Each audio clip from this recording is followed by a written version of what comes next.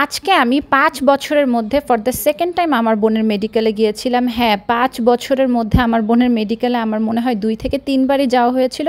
তাও একবার মনে হয় জাস্ট ওইদিকে একটা কাজের উদ্দেশ্যে গিয়েছিলাম। তো অমিয়ানা আমাকে প্রতিদিনই বলে যে, মালিহা আমার ক্লাস শেষ হয়ে যাচ্ছে, এরপর ইন্টার্নশিপ শুরু হবে, তুমি একদিন আমার মেডিকেলে আসো, ঘুরে যাও। তো এই যাই করে অনেক ব্যস্ততার কারণে কখনো যাওয়াই হয়নি। আর তাছাড়া ওর অনেক সকালে মেডিকেলের ক্লাসেস স্টার্ট হয়, আর আমি এত সকালে না ঘুম থেকে উঠতে পারি না। তাই ও আমাকে রাতে বলে রাখলেও দেখা গেছে যে সকালে আমি ঘুমিয়েই থাকি। তো আজকে অনেক প্ল্যান প্রোগ্রাম সেট করে ওর সাথে বের হচ্ছি। ভোর 6:30 বাজে আজকে আমরা দুই বোন ঘুম থেকে উঠেছি। আর আজকে অমিয়া কিন্তু অনেক খুশি, কারণ প্রতিদিনও এত সকালে একা একা ঘুম থেকে উঠে রেডি হয়ে স্যাড মুডে মেডিকেলের জন্য রওনা হয়। অ্যাকচুয়ালি স্যাড মুডে বলছি কারণ এত সকালে কারোই ঘুম থেকে উঠতে ইচ্ছা করে না। তো আজকেও অনেক হ্যাপি আমি ওর সাথে যাচ্ছি।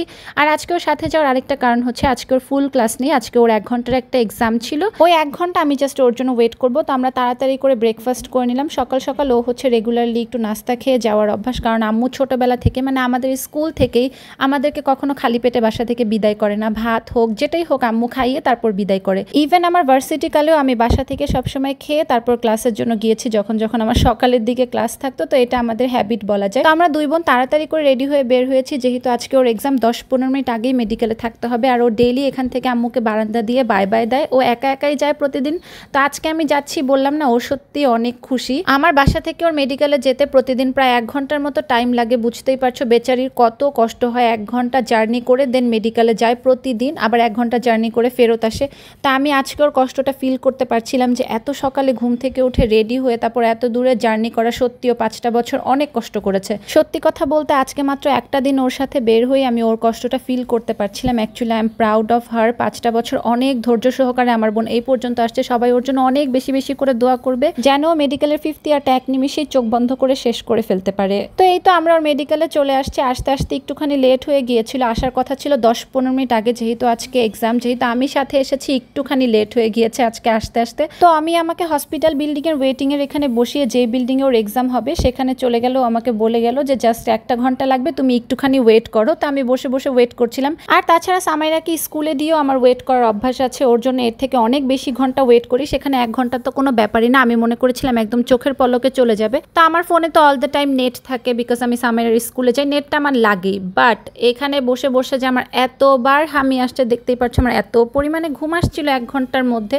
আসলে কি হয়েছে, ওদের এই হসপিটাল বিল্ডিং এ হচ্ছে গিয়ে নেটওয়ার্ক ইস্যুস আছে। তো আমি নেটটা একটু ইউজ করতে পারিনি। আমি এত বোর ফিল করছি যে আমার বোর ফিলের কারণে আমার একটু পরপরই হামি আসছে। তো যাই হোক 1 ঘন্টার মধ্যে ওর এক্সাম শেষ করেও তাড়াতাড়ি করে চলে আসছে। ওর মাথায় ছিল যে আজকে ওর বোন ওর জন্য ওয়েট করছে, তাই ও ডানে বামে না তাকিয়ে এক্সাম দিয়ে একদম দৌড় দিয়ে আমার কাছে চলে আসছে। ও জানে আমি অনেকক্ষণ একা একা বসেছিলাম। এরপরেই আমরা বাসায় চলে যাওয়ার জন্য বের হতাম, কারণ আমাদের আরও কিছু কাজ ছিল মিরপুরে।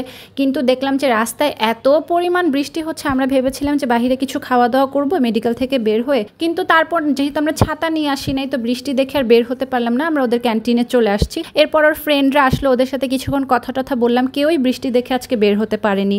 আদারওয়াইজ 1 ঘন্টার এক্সাম দিয়ে সবারই বাসায় চলে যাওয়ার কথা ছিল। আমি হচ্ছে এখান থেকে জাস্ট চা খেলাম। নাস্তা খেতে ইচ্ছা করছিল না, বিকজ বাসা থেকে একটু আগেই খেয়ে বের হয়েছি। তারপরেও আমিয়া বারবার বলছিল যে আমি প্রতিদিন সকালে এখানে কি নাস্তা করি সেটা একবার খেয়ে দেখো। ওদের মেডিকেলের পরোটা ডাল ভাজিটা নাকি অনেক মজা। আমারও বাহিরের পরোটা ডাল ভাজিটা না অনেক অনেক বেশি পছন্দ।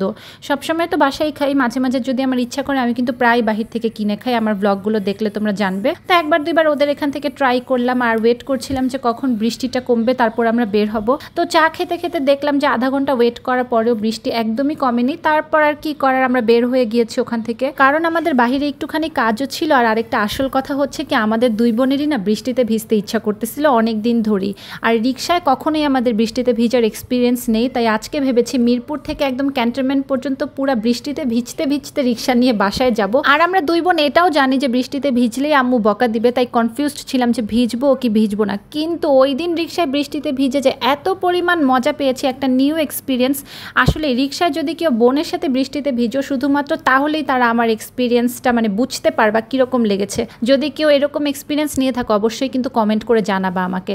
আর আরেকটা কথা কি, আজকে অমিয়ার মেডিকেলে এসে আমার কাছে না এত ভালো লেগেছে, আমি আফসোস করছিলাম যে মাঝে মাঝে আসলে আমার ওর সাথে আসা উচিত, কারণ ও না আমাকে অল দ্য টাইম রিকোয়েস্ট করে যে মালিহা চলো আমার সাথে মাঝে মাঝে মেডিকেলে চলো, গিয়ে ঘুরে আসো। মানে ওর যেদিন ধরো যে একটা ক্লাস থাকে বা ছোট এক্সাম থাকে যে 1 ঘন্টার মধ্যে শেষ হয়ে যাবে। তো যাই হোক নেক্সটে আবারও আসবো ইনশাল্লাহ। আর অনেক প্ল্যান প্রোগ্রাম করার পরে ফাইনালি আমরা না ডিসিশন নিয়েই ফেললাম যে আজকে ঘুরতে ঘুরতে বৃষ্টিতে ভিজতে ভিজতে বাসায় যাব, কারণ কখনোই আমাদের রিক্সা বাসায় এরকম বৃষ্টিতে ভিজার এক্সপিরিয়েন্স নাই। আর সত্যি ফ্রেন্ডরা মিলে হও আর বোনরা মিলে হও, এরকমভাবে বৃষ্টিতে ভিজার মজাই কিন্তু আলাদা। কারো যদি এরকম এক্সপিরিয়েন্স না থেকে থাকে আমি বলবো অবশ্যই একবার ট্রাই করে দেখো কতটা মজা লাগে।